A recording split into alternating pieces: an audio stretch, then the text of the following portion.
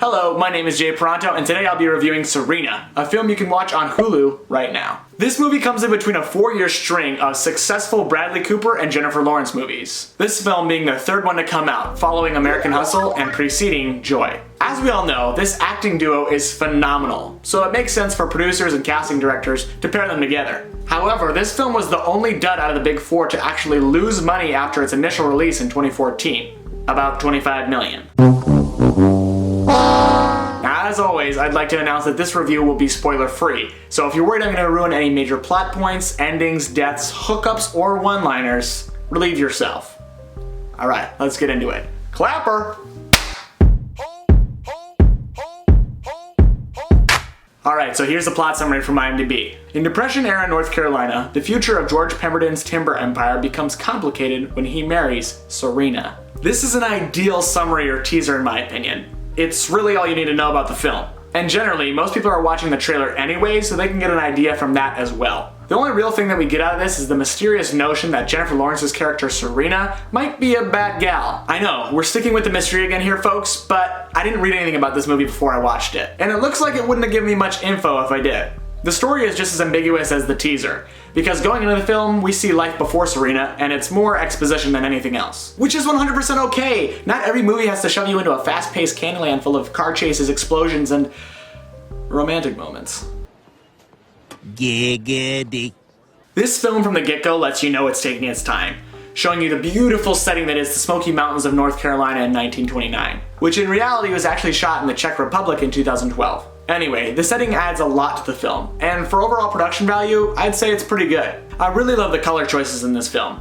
A lot of the shots following Serena's arrival are rich and warm, really bringing out the orange tones. Whereas before she arrives, the setting is serene, but it's harsh, cold, and desaturated. This film illustrates the idea of using coloration to enhance your story.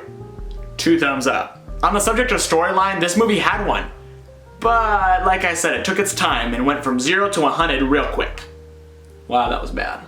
I guess I'm just trying to find a workaround because this movie was based on a book, and I'm sure they had some boxes to check there. Sometimes, films based on novels fall victim to not being able to use adjectives. And you might say, yeah, Jay, but films activate more of your senses. Certainly you'd be able to stay awake and not fall asleep during the boring tragedy stuff. Yeah, you might say that. But I still did. Alright, if I'm being honest, I did fall asleep, but it wasn't all that bad. I just ate a lot of grub, didn't get that much sleep the night before.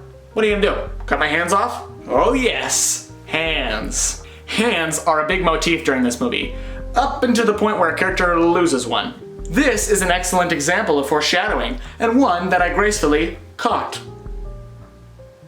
Get it? Caught.